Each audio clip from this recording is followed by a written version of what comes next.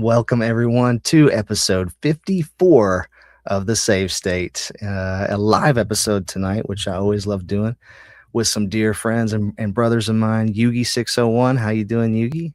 Very good. How you doing? Good to be back. Yeah, it's good to be back. Your beard's coming in nice and full there. I love it. A little something, something. A little something, something. Yeah. Hopefully the lady likes it too. Yeah. Yeah, and Jason from The Construct. How's it going, Jason? It's going good. It's going good. Never was able to grow a beard, so but I learned to live with it. Yeah. Well, you look handsome just without it, so you're good. You're good, man. Well, thank you. Absolutely. Yugi needs it to cover up the ugly, like me. Yes. It's like a buff, the beard buff. Especially with this winter. Yeah. Yeah. Yeah. So we're live tonight on YouTube. That's probably where most people will be watching, and on X tonight, but also for the first time ever on Rumble, which I haven't really used, but we're going to try it out. So Okay. went from Rumble, let us know, and we'd love to chat with you in the comments. But we're going to talk about some things tonight, mostly, all regarding gaming, really, but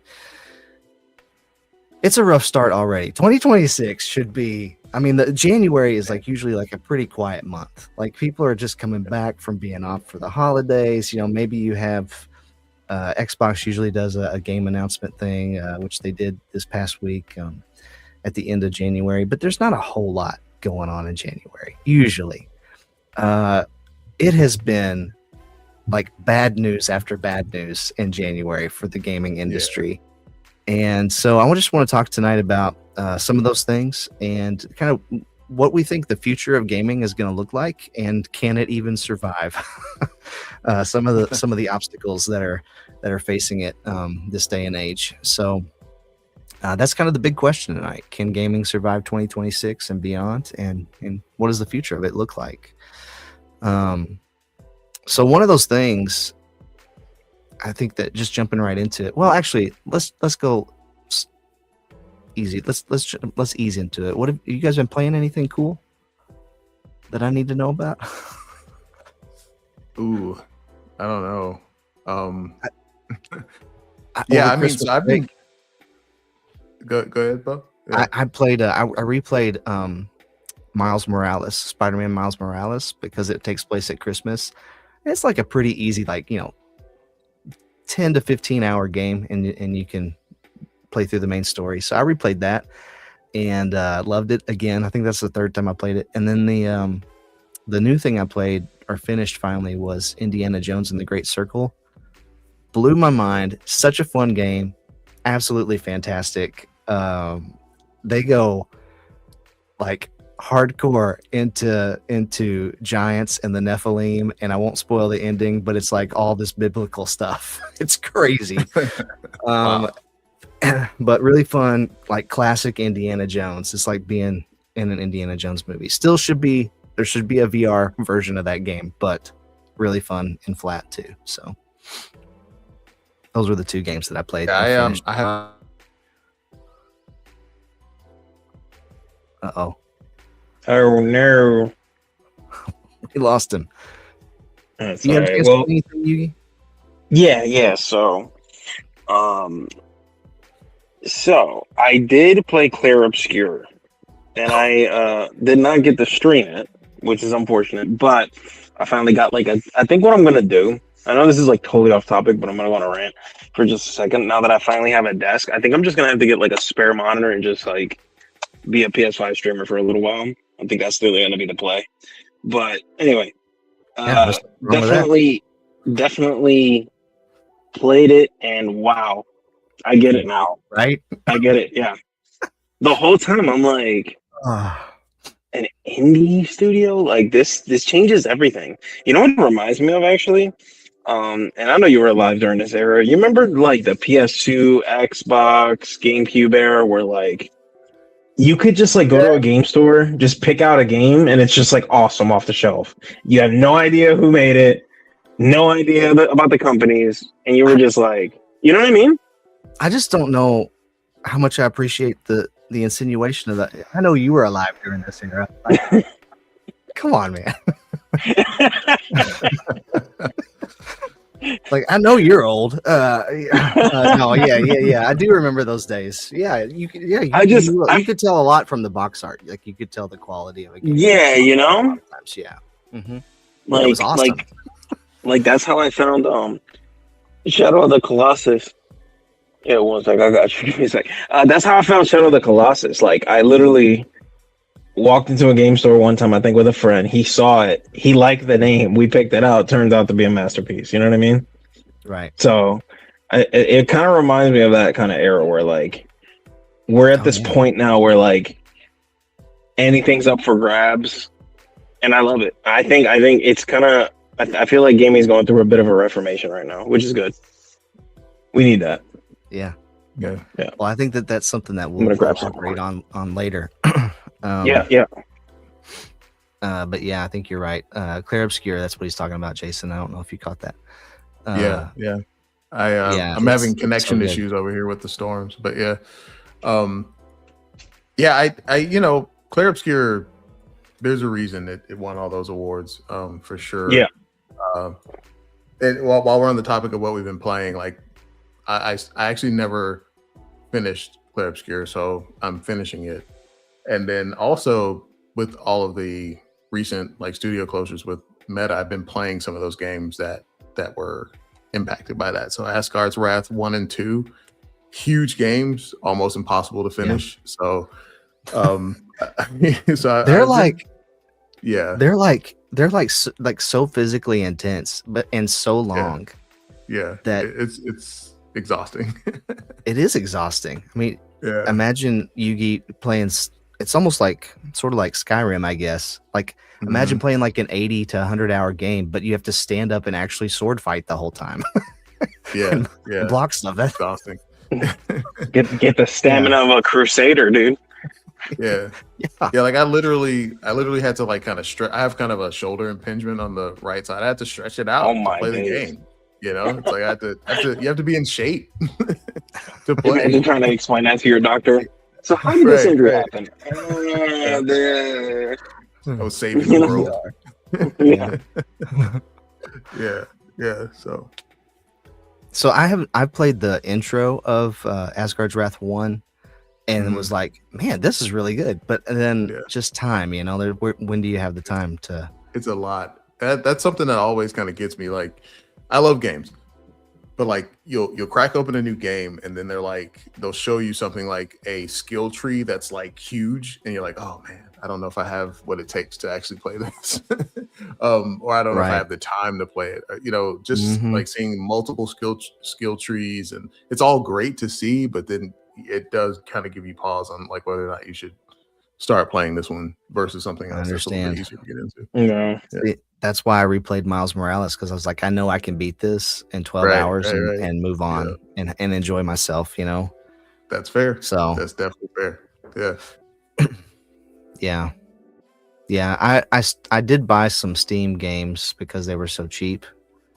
Lords of the Fallen. I've never played Lords of the Fallen, and it was like $2 or $3, and it looked pretty cool. I'm not like a Souls-like guy, and this is a Souls-like game, so I'm trying it out because I would like to say that I can beat a game like that, but dude, it's freaking hard. I'm like an hour or two in, and I'm stuck on this guy, and I'm like, I don't know if I can beat this guy. So that one might end up in the. You never know. That one might end up in the good old Steam graveyard. If you don't like it, I like it. It looks good, but I get roped in by the low cost of the Steam sales, and it's like that list is growing. But yeah. Let me know if you actually power through that one. Well, it still looks really good. Like it's a few years old, but it still looks great. I also went back and I started replaying the newest Battlefront 2, Star Wars Battlefront 2. Still a fantastic looking game, and I actually really like the campaign. So that's what I've been playing, is the campaign, and it's short too. It's like 10 hours. but I picked that up on Steam for I think $3 also. Very nice. Anyway, So one game that I am going to get back into, or two games. So The Division, I don't know if you guys remember The Division, but The Division and The Division 2, they're kind of getting revamped. I can't remember if it was 1 or 2, but I think 2 is getting a realism mode. So, it's a third person cover shooter. And one of the biggest problems with The Division was basically the bullet sponge enemies. Like, it had this like super cool realistic setting, but then you were like, you had like upgrades and blue bars and yellow bars and purple bars, and you're just kind of like emptying your weapon in these enemies, and it kind of like lost its identity. So I'm really interested to see how it plays with realism mode. I'm very interested in that. I feel like Arc Raiders took a lot of inspiration from The Division. So, and I actually haven't played Arc Raiders. So, yeah, cool. That's cool. Yeah, funny story. Surprisingly so, my lady recently shocked me with how much she be busting it down on these games, bro. Cause she told me about Kingdoms of Amalur.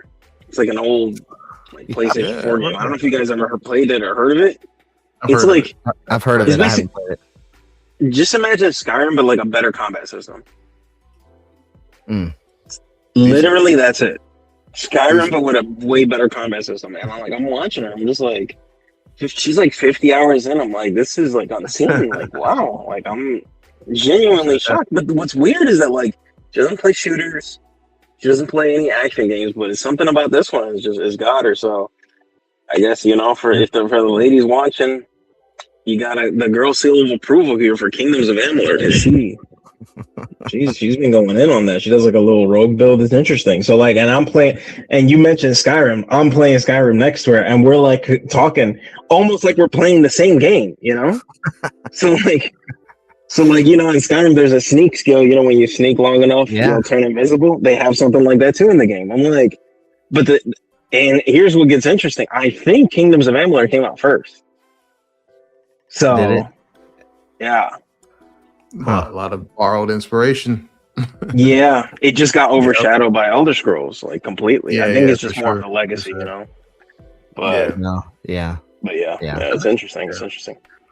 I've been meaning to sure go back to Skyrim in VR. Yeah. They had the VR Skyrim in VR. They had that on sale on Steam too, and I don't know. I think it was still like $15. I didn't pick it up, but I thought about it for a second. Pretty sure I own it. I just haven't fired it up. But I already gave you my like modded Skyrim rant. Like I can't. I'm like a diva now. Like I can't play Skyrim unless it's modded. You gotta at least put on like a survival mod so that you have a reason to have 1,000 cheese wheels. At least you have at least you have a reason to actually eat them because your character gets hungry rather than just like it's just arbitrarily there. Yeah. Monster. So, if you're gonna do it in VR, do a couple mods like survival and maybe like a couple of bonus dragon mods and stuff. And I promise you, it's don't get too invested. You want to have a family still, Yeah. I'll be locked in, and I have a VR. He'll be backed up, is what you'll be. Backed up for real. From that cheese wheels. You eat 1,000 cheese wheels. You're gonna be. Right. Yo, facts. It's like the Dragonborn's one of the greatest warriors, but man, does he have battle movement problems, Poor guy. Oh man, I'm over encumbered. Yeah. Oh man. Well, hey, let us know in the comments. There's a few people watching, looks like. Let us know what you've been playing over the holidays and now in January, starting off 2026, or what you hope to play this year. We'd love to hear from you. Yugi, I'm going to ask you this because I feel like you'll know. Way back in the day, there was a glitch, I think, in Skyrim at the very beginning when you're going through the cave and there's a bear in the cave and you can just like crouch down and sneak. And if you just left it there, like you would level up to like level 100 just in the cave. Is that correct? Yeah. Is that still there? Honestly, I would not. I don't think it's still there because obviously the modders are way better than Bethesda and cleared all that up. But listen, the amount of like glitches and like absolute nonsense you can do. Skyrim launch was a disaster. It's like the most like overlooked thing, you know? Like the Skyrim fan base is like what true loyalty looks like, you know? Like everyone's relationship should be like the Skyrim fan base, you know? I remember the launch, and I remember people just be going crazy about it, and like, Yeah. you can pick up anything.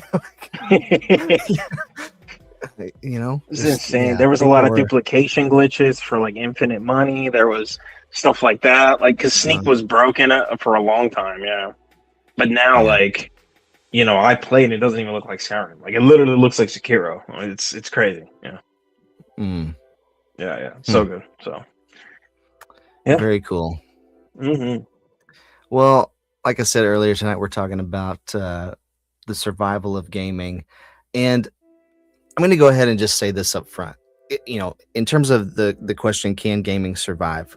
The answer, I think, is yes. There's a lot of things against it right now. There's a lot of obstacles, and it seems like a lot of bad news. But it's not like today.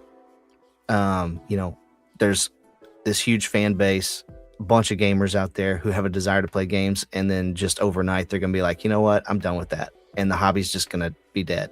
There's always going to be people that want to play video games. So the demand, as long as the demand is there, gaming will somehow find a way. You know, even if Absolutely. it's with older stuff that's released.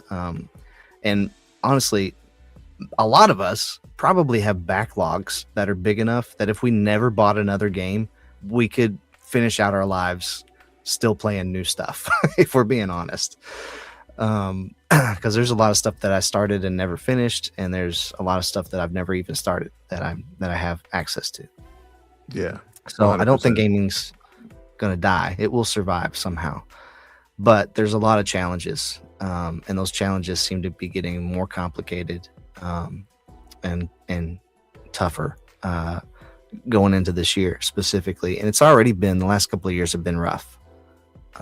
This year might be even worse.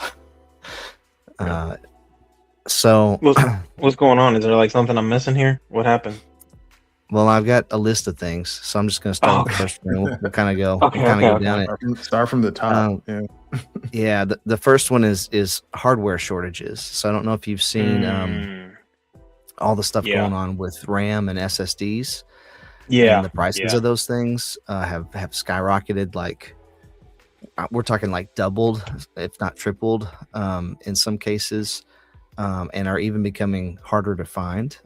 So RAM started last year, and what's happening is several RAM manufacturers are saying we're no longer going to produce this commercially. We're going to sell our stock to data centers that have these AI server farms. And so they're building, I mean, these, you know, they're building more and more data centers to handle AI. And those are just like huge computers, and they need RAM, you know? And so the demand for that, and they're willing to pay top dollar for it, it seems like. So all these companies that used to make RAM, like Crucial said, we're not selling RAM anymore to gamers. We're selling it to AI. So they've completely shifted their production in that direction. So that has caused the cost of RAM for us, you know, just the normal average Joe sitting around wanting to play games, has gone through the roof, if you can find it at all. And the other thing is the SSDs. SSD prices have doubled in the last few months. Like a couple of years ago, you could buy a 2 terabyte SSD for $80 or $90, and now they're $200 or more. I think they're approaching $300 for 2 terabyte SSD. Yeah. So that's a wild. problem. It's a problem for all of us in an already challenging economy. And it's not just us, right? It's console manufacturers, because they're putting these things in their consoles. Yep. So that's problem number one. I mean, that might be the biggest problem of all of them. I don't know. Y'all got anything to say about that? Thoughts about that, I Yugi? have so many things to say. It's frustrating because the move to, you know, enterprise sales makes sense. It makes all the sense. If you can sell your entire stock, you know, to a Mhm. company versus waiting for the consumer to kind of slowly buy it as we all decide to upgrade our PCs or whatever, it makes complete sense. But I think there is something that comes out of this, that something I've been wanting, and this is not a popular take, but and I've said it here on this show a couple of times, is that we keep chasing fidelity in our games. I don't think we need to keep doing that. Like if you look at like the trajectory from like the NVIDIA GPUs and just like the amount of like processing power games take, like we were just talking about Skyrim and how great it is, right? I mean, it's great without needing 64 gigs of RAM on your PC, you know, or a 5090 graphics card just to make it run. So in one breath, it kind of sucks that it takes away from the average consumer, but on the other hand, I think it might drive us to wake up to say, hey, are we really just on this hamster wheel where like the games just kept getting a little bit more hard to run so that we could sell consumer, you know, PC parts or even the next console? Because any like hardcore gamer will tell you that they can have just as much fun playing a game that came out in the Xbox 360 era as a game that they play today, right? Mhm. So Yeah. is there a true need for like this constant push for like more pixels, more polys? You know, is that necessary? And I think this whole, you know, uprising of hardware sales is going to make us have to take a really close look at that question. Yeah, I know, like, we all like it when everything looks super pretty. Like, it's not like Yeah. you don't like it. I don't think that's what you're saying. Right. You're No, not no, saying no. you don't like it when everything looks pretty. You're just saying, do we really need this to look this good? Right. Could we take a step back and focus on just performance and fun? Because games should be fun, you know? Exactly. I had a buddy of mine who a big console guy, and I went over to Uh-huh. PC first. And the crazy thing is that I was like up to my eyeballs in the PC stuff, man. I was buying cards and like taking cards back and upgrading motherboards and the whole thing, right? And he was on console, and I'm like talking about how, you know, how shiny the floor is or whatever was cool about whatever I could do on my PC. And he just kind of pointed out the fact that, like, dude, you spent a lot of time just like tweaking how your game looks. Like, have you played it yet? Like, have you, you know, have you Yeah. played through the game at all? You know, are you just constantly Yeah. tweaking how good your game looks? You know, and he had a point. Yeah. Yeah. That's the most frustrating thing about PC gaming to me, is that, you know, you have to. They've done some things to that. They do recommended settings, a lot of them now, so they'll kind of figure out what your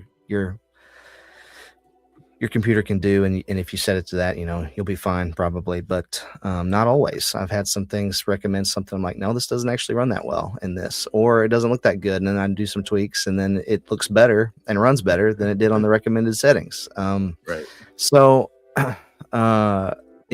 it just, but that's frustrating because a lot of times you'll change something and you have to restart the game. It's like, come on, you know, and that's just so much extra time.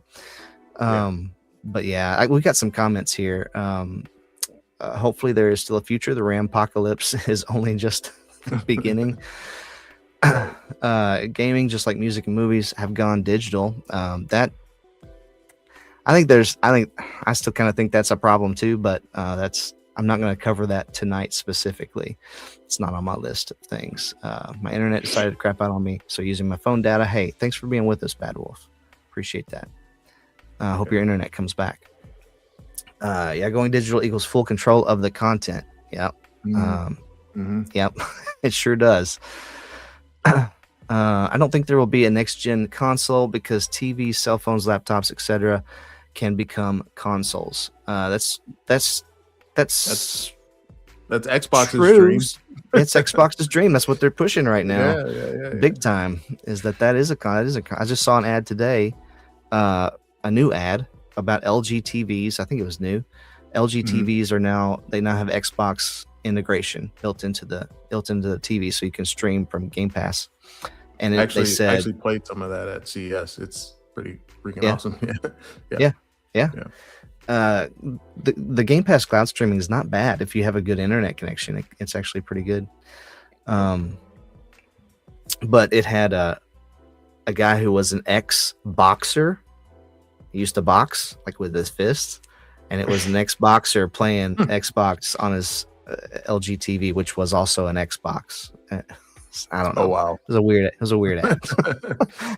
They're trying really hard. It sounds. Yeah, like. it was a stretch. It was a stretch. It was a lot of like really, that like punches you on the nose, man. Right. Literally, he probably would do that. Cloud gaming even more so. Yeah. Yes, PS4, especially PS4 Pro to PS5, wasn't the biggest leap. I mean, it was better, but we've reached a point of diminishing returns on a lot of this, on a lot of this tech. I agree. Yeah, thanks, Bad Wolf, for being here. Yeah, diminishing returns there. So Jason, back to you, what you were saying. If there is a next gen consoles, which now PlayStation 6, they had been talking about putting that out next year or even this year. They've now pushed that back to 2029 to 2030 because of RAM and SSD shortages. Oh wow. Wow. Which means the PS5, if that's a 9 or 10 year life cycle, which is perfectly fine. What do you think about that?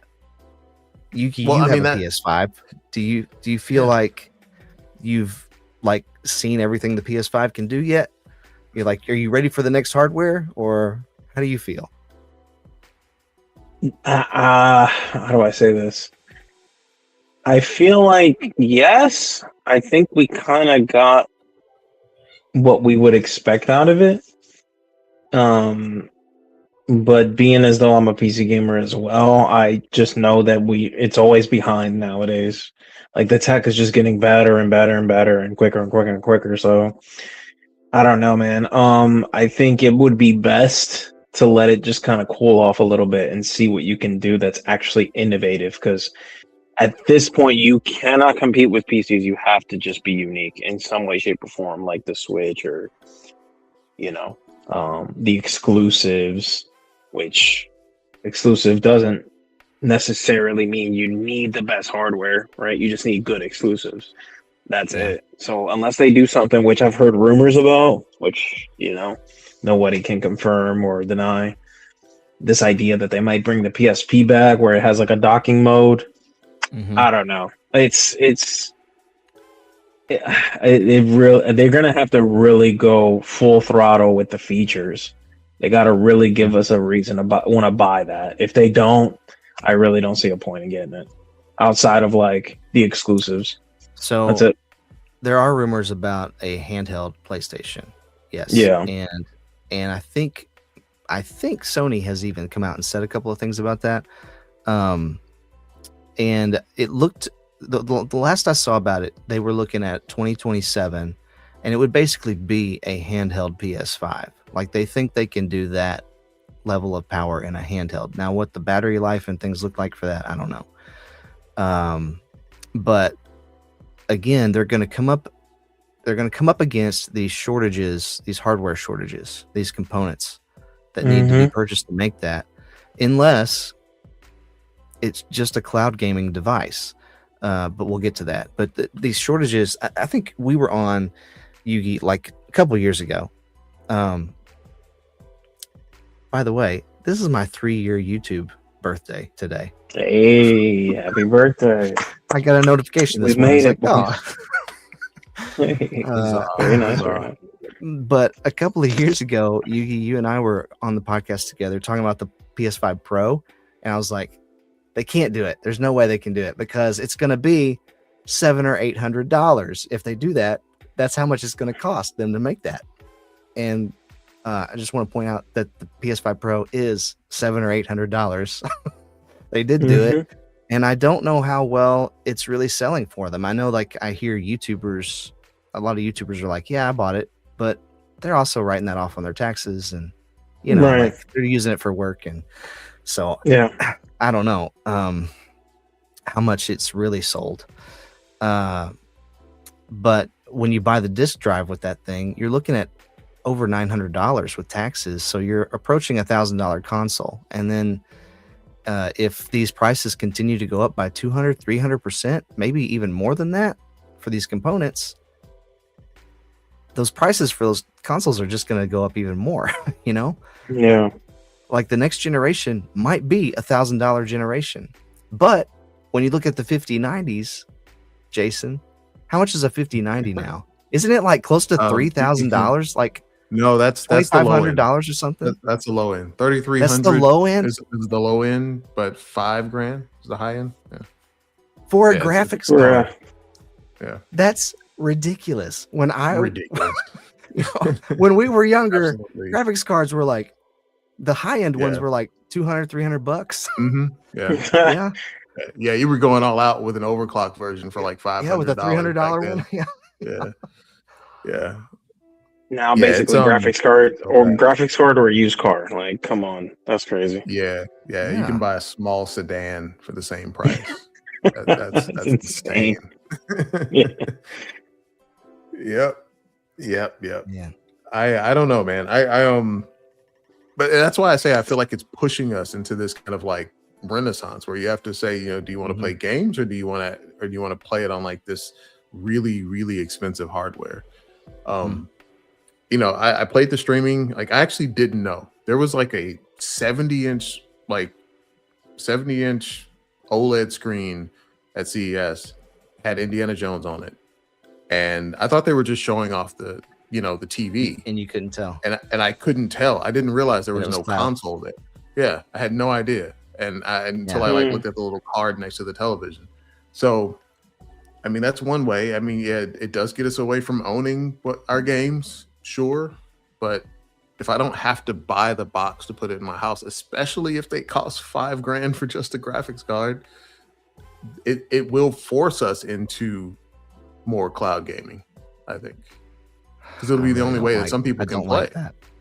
I don't like it either. But it'll be the only way though.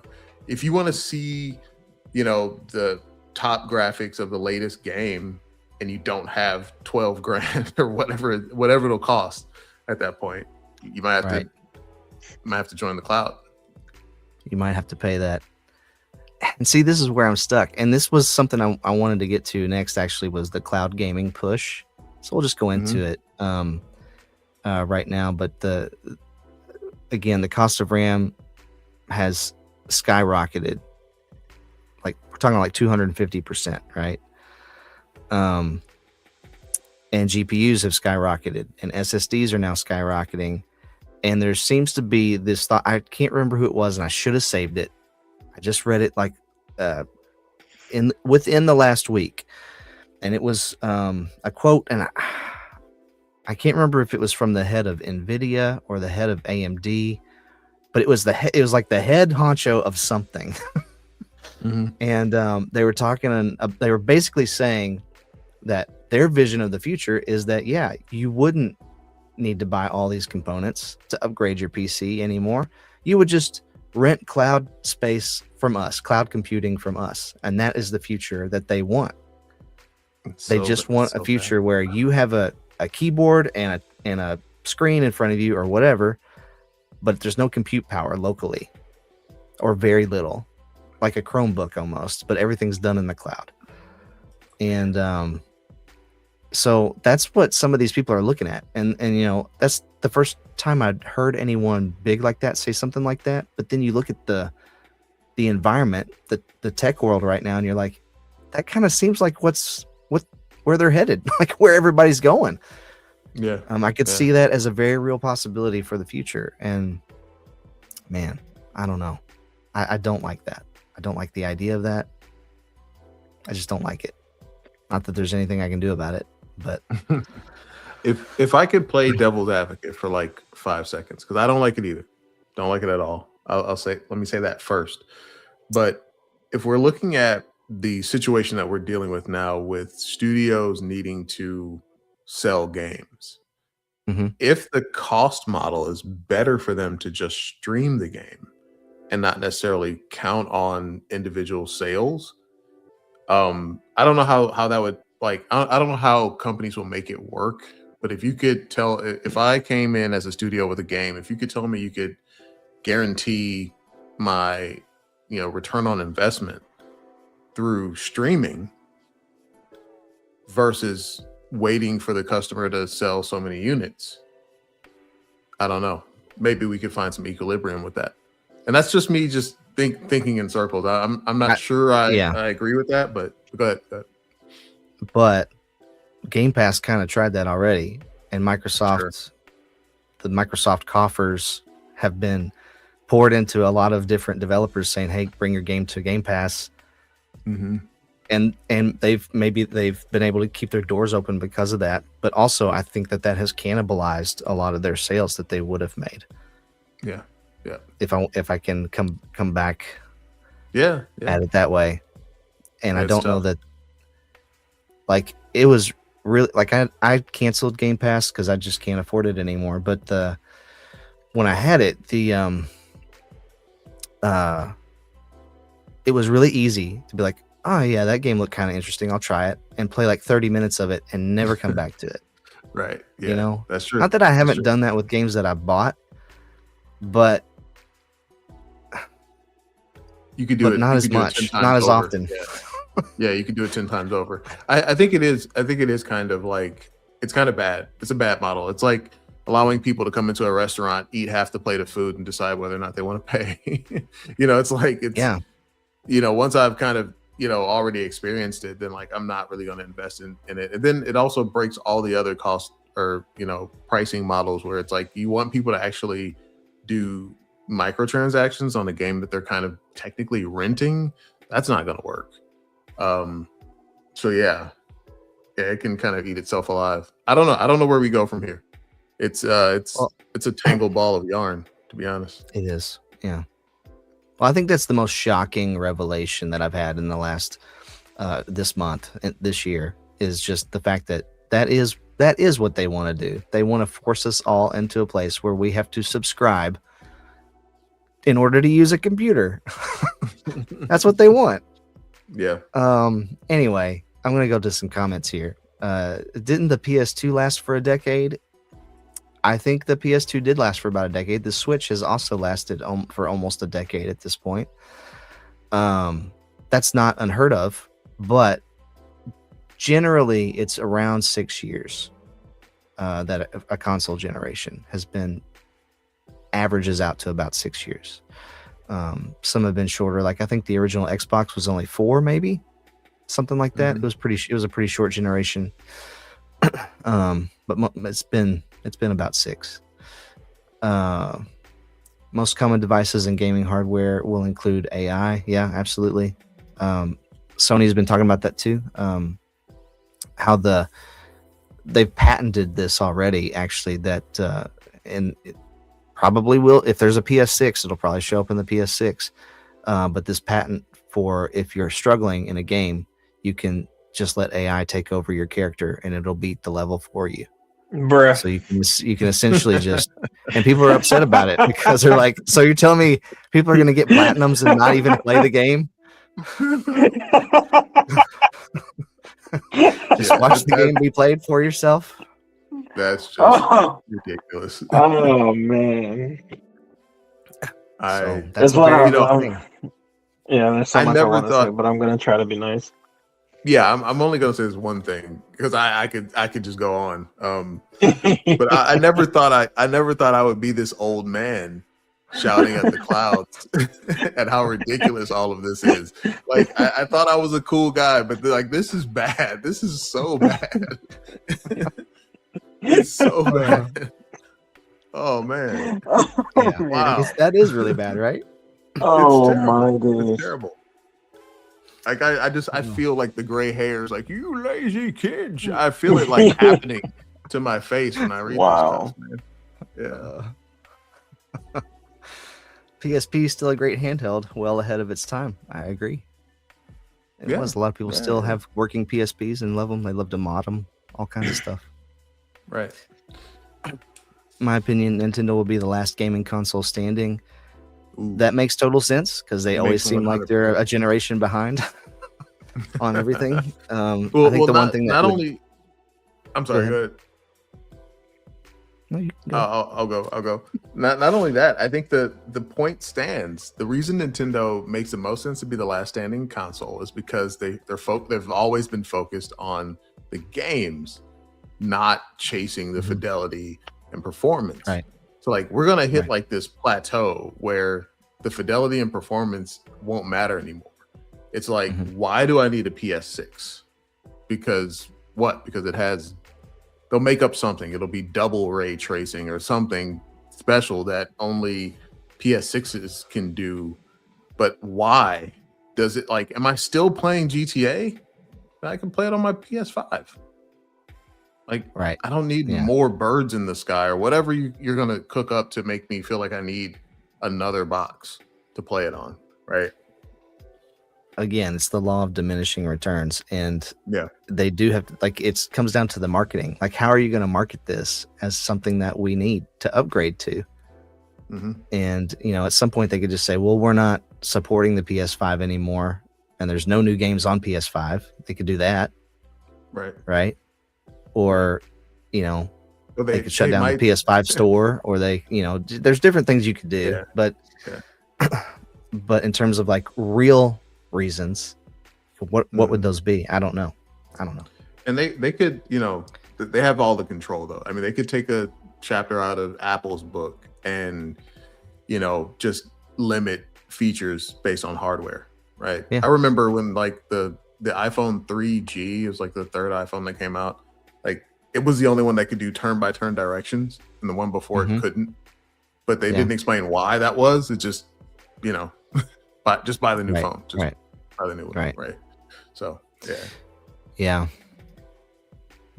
Well, I think that Nintendo always being kind of technologically a generation behind, and even in the way that they think, it makes sense for them to be the last ones. The one thing that could stop that again is these hardware constraints and shortages. So we'll see what happens. I hope they all last for a long time, but I don't know. It kind of seems like Xbox has almost given up. I don't even know if they'll continue making their current generation. I was talking to a good friend of mine, and he like playfully said Xbox is better. I was like, dude, the console wars have officially ended when Halo's on PlayStation. I'm sorry, that's it, dude. Which is this you year. lost. There is no more. There's no debate. It's over. It's over. Yeah. That new the remakes just make me so mad. But they're remaking the first one, and they're putting it on PS5 day and date with the Xbox, which is just insane. That's insane. Yeah. They conceded. Olympus has fallen, boys. Yeah. I got a couple of Xbox fan buddies that are a little sad. They're just like super quiet. I mean, I was an Xbox fan. I mean, I was an Xbox fan for a different reason. Like when they first, I'm that old, so like I was alive before the Xbox existed. So when they first came out and they had Xbox Live, yes, it was paid, but like everything, because they started the pay model first, things on Xbox were so much more premium and kind of upscaled. Yeah. So, and like PlayStation was like, free online, and that kind of sold a lot of units, but then like you could definitely tell the difference of like where the money was going on Xbox versus the experience you were getting on PlayStation. So that made me an Xbox guy early on. But again, I feel like at this point, like the curtain is down. We've seen behind Oz's closet or whatever, because we're now seeing that the console wars had made absolutely no difference. It was literally just them basically separating the market on purpose, right? And we all kind of knew that, right? We used to think like, oh, why can't I just put my PlayStation disc in an Xbox? Why can't I do that? That question popped up back then, right? So now we know it didn't matter. They just, They just wanted their money in their different buckets, and we were in the middle of it. So Yeah. Happy 3rd anniversary. Thank you. Balloons celebration. Thank you. Appreciate it very much. Remortgaging your house for an RTX 7090 in 2030. I'm telling you. Yeah. You'll own nothing and you'll be happy. Yeah. 4 gigs of RAM is going to become a luxury for stuff like smartphones and tablets. I mean, maybe so. I think we are going to have history repeat itself. It's going to go back to the days where like only the majorly affluent people will have like a personal computer with 2 terabytes of RAM. It's going to be like for the top tier of society, You're gonna need like 3 jobs and a loan or something just to get a new PC. Like, yeah. You have to be dual income, no kids, just to buy RAM. That's what I'm saying. Let's pray that's not the case. The last thing I'll say about the cloud gaming stuff is that this is a projection. The annual growth rate of cloud, just in general, not necessarily gaming specific, but in general for cloud computing, cloud revenues expected to grow from 1.4 billion in 2025 to 18.3 billion in 2030 by 2030. So that's a growth of 50% a year over the next 5 years, which is crazy. So, if you're a business and you see those numbers, those projections, you're like, yeah, I want a slice of that pie. What do I got to do to get in on that? Which is again kind of scary to me, but this is where we are right now. So yeah, I'm gonna go on to next to the layoffs. There's been, you guys know, a ton of layoffs the last couple of years in gaming. A lot of studios, like a lot of really good studios. Jason brought this up sort of earlier about Meta, but Meta just shuttered 3, or was it 4? At least 3 top tier studios. 4. Yeah, it's 4. Yeah. I feel like we should, and for some reason we keep missing the last one, the 4th one within studios. But yeah, 4 studios, and they all did really, really well. So you had Deadpool VR, you had Asgard's Wrath, and you had Armature, which did the port for RE4, Resident Evil 4.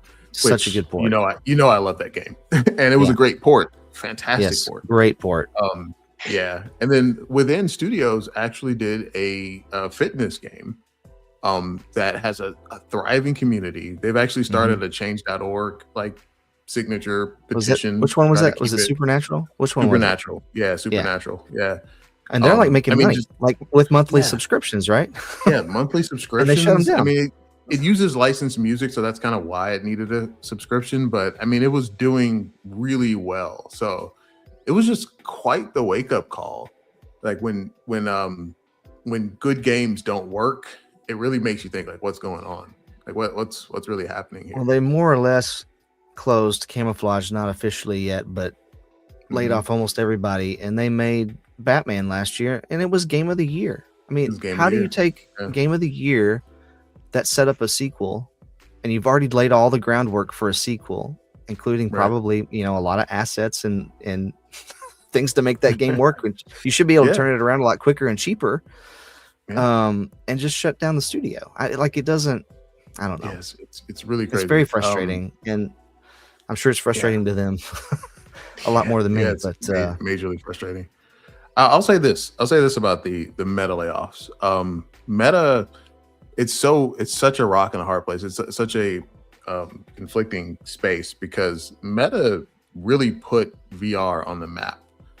They subsidized the cost of the headsets, brought them lower, down to $500, in some cases $250. They really made VR accessible. So they bet a lot of money on VR going big, and they put everything they could into it.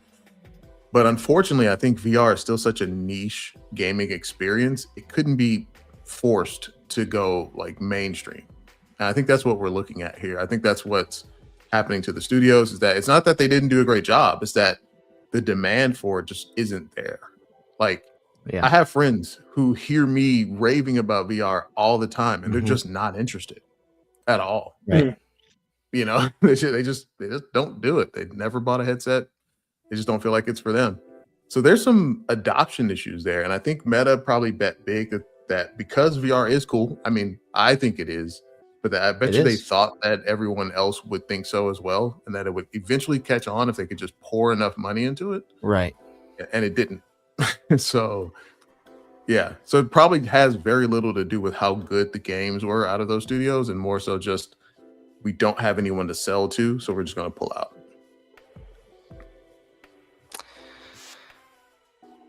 You make a game like Arkham Shadow, and then and then your sales aren't right. It's like there's not much more you can do.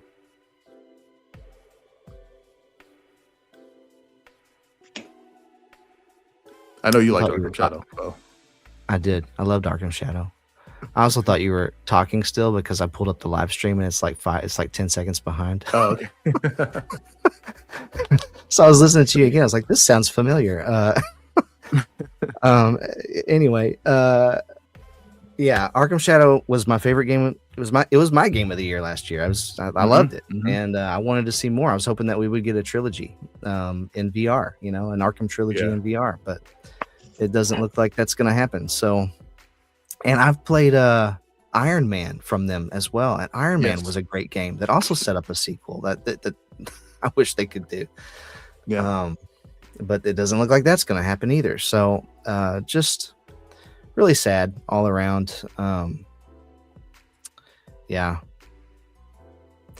But it's not just VR that's got layoffs, and man, VR is really struggling. I know I've done some interviews with some people in the VR industry on this podcast in the last few months, and some of them have released new games, and the games I've played them and I think they're great, but they just didn't sell.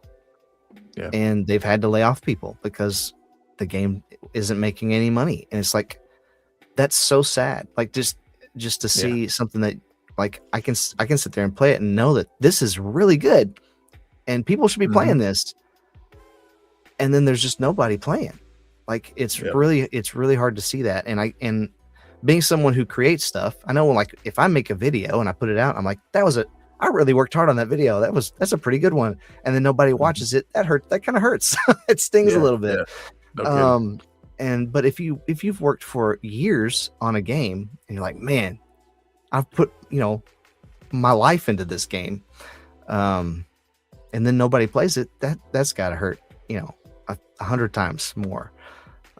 So it just sucks. Pardon my French. It does.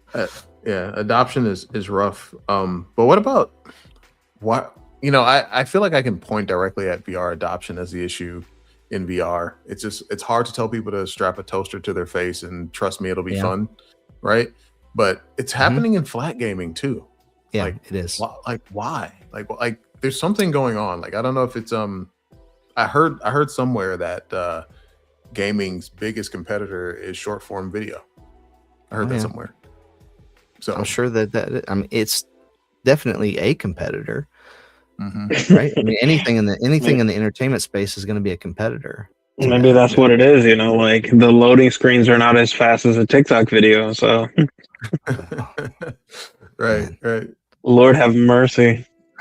Too busy loading all that ray tracing, raindrops, and all that stuff. Right. Ray trace. Why? Yeah. That's a great. Why play a game with a compelling story when I can get like 50 different talking points of different subjects in like 2 minutes? Yeah, and they're probably all wrong. They probably have them wrong, or absolutely to my own well-being. Yeah, for sure.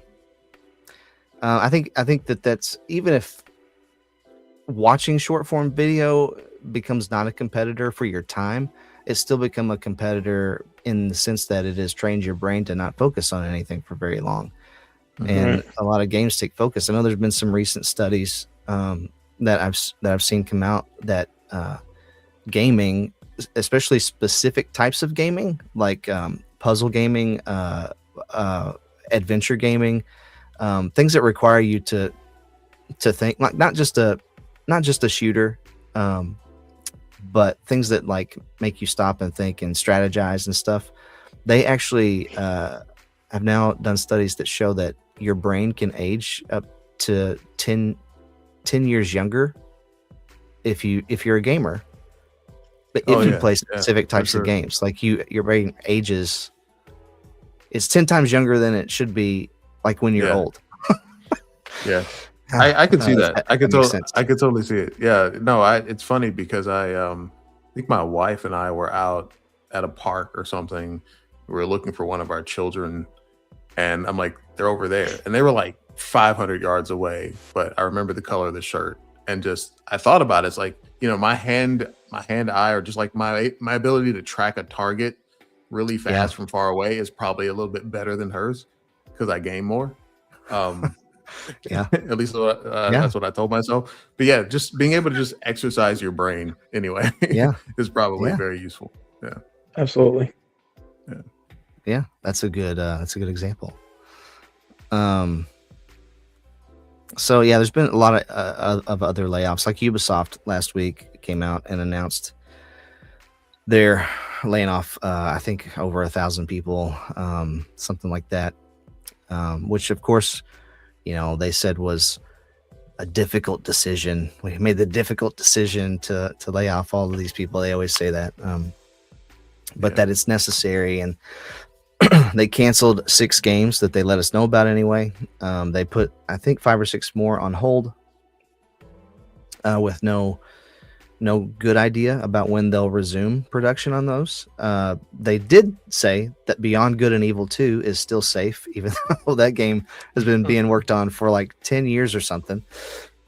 No, like maybe like 12 years now. That was announced a long time ago. Do y'all remember that?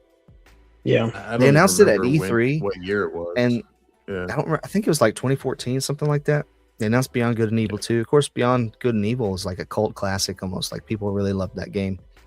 So they announced a sequel to it, and they were like, and you guys can submit music that you've made and we'll put it in the game, and you guys can make art and we'll put it in the game. And I was like, back then, before the rise of AI, that was like, oh, that's kind of cool. Like I could compose a song and you might put it in the game. But now it's been 10 or 12 years since they announced all of that. But they said, no, that one's still coming. We're still working on it. So that doesn't make any sense to me. One that they did axe was the Prince of Persia remake. Again, another remake of Prince of Persia, The Sands of Time. So it was going to be a 3D adventure game. The Sands of Time was a great game. And that was a great trilogy. The Sands of Time trilogy was great. But the rumor is, back up. At the Game Awards, the company working on that game put out a social post that said, hey, we're not at the Game Awards tonight, but we can't wait to show you what we've been working on in January. And like they're like ready to show it off. And then January rolls around and Ubisoft's like, no, we're canceling that game and closing the studio. And it's just like, the rumor was that it was done and they were going to release it in January. But that game, I can't remember, it was announced in 2018-ish, something like that. And they did a lot of work on it and got close to being done, and they showed it off, and everybody's like, it did not look good. It didn't look good at all. So they restarted it. So they just put like the last, 7 years into that or something, and then canceled it. And of course, these corporations, they can cancel a game that they've spent millions on and call it a loss and write it off on their taxes. That's what I've been reading a little bit about. And so that's the assumption with this, is that they just like, no, we spent so much money, we'll never recoup this with the Prince of Persia. And so they just canceled it. I mean, they just canceled it, and they're not going to release it. Don't know. I don't know where else to go with that Yeah, point in all of this, but it's mind blowing. I can't imagine being on one of these teams, and it was almost kind of like back in COVID when you realized that like it wasn't that important for you to be at work. It's like how do you cope with like working hard on a game for 5 years and they're like, never mind, it's fine. We're not gonna do it. Yeah, how do you cope? And in Ubisoft case, go ahead. Oh no, it's probably insensitive for me to say, but they literally said, "Go ahead on Monday. Go ahead and take a permanent snow day." Like that's crazy. Right? Right? Yeah. Exactly. Yeah. It's damaging to the heart and the soul of gaming overall, to be honest, because it's like you take people who are passionate about making great games and then do that to them. Like you'll probably lose them. They won't come back to the industry, right? So it does a little bit more damage than people think, unfortunately. Yeah. And a lot of this, I think, in that case specifically, seems to be just mismanagement from a corporate level of a lot of this stuff, and just allowing. I mean, a game shouldn't take 7 or 8 years to make, especially a remake. Like the story's already done, the script's already written. Like I don't know. It just doesn't seem like that should take that long to remake a game to me. Right. And I'm not a game developer, but it feels like a long time, and it feels like management at some level is to blame for that. And Absolutely, because for example, the king of remakes lately is Capcom, undefeated. How are they keep releasing remakes and they sell like hotcakes? Yeah, because they know what the people want. They know what they expect. It's like, okay, it's still the same, but it's so improved that, didn't RE4 almost win Game of the Year, the remake? I think it was nominated. Yeah. Yeah. It was a nominee. Yeah. You know what I mean? Like Capcom's got something figured out there that I think management and these other companies aren't just figuring out. Like I really don't see how you could mess up Prince of Persia. I really don't get that. That frustrates me. Oh yeah. Yeah. You've played RE4, the original and the remake, right? Yeah. So I have not played the remake, but would you say that it's essentially the same game? Like is how close is it to being the same? I would not say it's the same game because how do I put this? Story, right? Yeah, same story. But they're in the remake they added a little more. It's kind of like Final Fantasy VII remake. A lot of people say Final Fantasy VII remake isn't even really a remake. It's more of a sequel. RE4, yes, it has the same like points and story plot, but like there's a little extra there that isn't there before that keeps you invested, especially a lot of the cutscenes. They remade them. They made Leon way more cooler than he already was, and it's like okay, yeah. But it's almost like what you remember it in your head. Yeah, go ahead. The footage I have seen is like shots from the village and shots from the castle, and so I'm like, okay, so they're going to like the same locations, and so it's like if I were seeing it, I was like, oh yeah, that's RE4. Like I think I would know that it was RE4 from looking at clips of the remake. I definitely wasn't saying it was exactly the same, but so they added some stuff. There's so much more added on features that it does not feel like the same game, even though it is the same. So it does keep some suspense in there, like you don't know what's coming next necessarily. Yeah. Exactly. So that's the thing that at least for me, and a lot of my friends that appealed. That was the appeal of Prince of Persia. It was like you got this parkour game where like, hey, if you make a mistake, you can go back in time. I really don't see how you can mess that up to where like you would expound upon obviously the combat, expound upon the parkour, maybe the time mechanics, and then just tap into that sweet nostalgia. And it really is a shame that like, again, you know that the potential's there. When I see Capcom doing it so well, Yeah. It just, you know what I mean? It breaks my heart to see these other companies not. And what a cool mechanic. Like the Right. sands of time. Like that just sounds Right. cool. Right. And then but the It's way right. you could rewind and it would rewind everything back, you know, Right. so Yeah. far. It was so To see cool that back in the day. to see that in current gen graphics would have been It would have been great. Absolutely.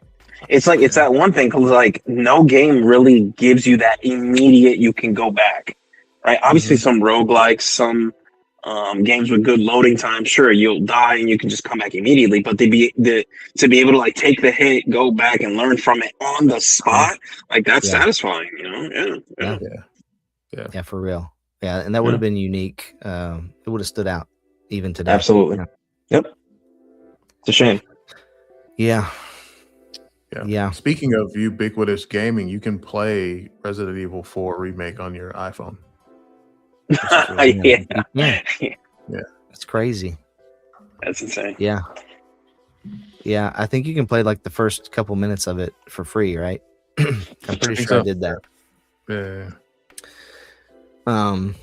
It definitely tears through your battery for sure, but but it is possible to play it locally, which is nuts.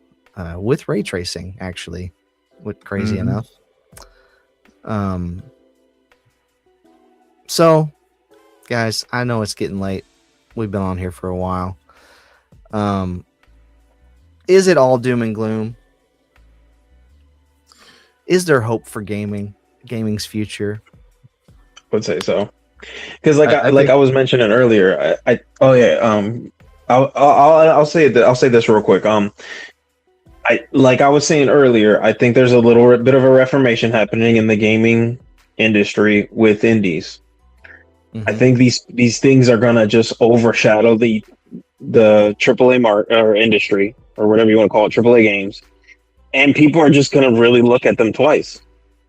You know, again, like when I play Clear Obscure, I platinumed it. I like beat it. I think I have like 200 hours in the game. I couldn't put it down. I'm telling you, if that's what we expect from indie studios, that changes everything. Now it's like you got to be a conscientious buyer here and see who's really actually putting in the effort and giving you your bang for your buck. Yeah. Right. Yeah. Yeah. The gaming reformation's here. I totally agree, Yuki. I totally agree. I think big corporate had its chance. It gave it a shot. Right. It went too hard. It's like gaming is like Camelot. It's not the palaces. It's not the walls. It's the people. Right. It's not. So gaming will live on. We'll be somewhere playing games like Clair Obscure, on our own and funding those independent studios, kind of like the old days. We don't need. We don't need the big corporations trying to make it bigger than it is. Yeah. Because it really, the more you look at it, the more it just seems like what they're doing. They want to put in all the things that we don't want or need, like microtransactions, and please just the gamers, not the shareholders. Yes. Yeah.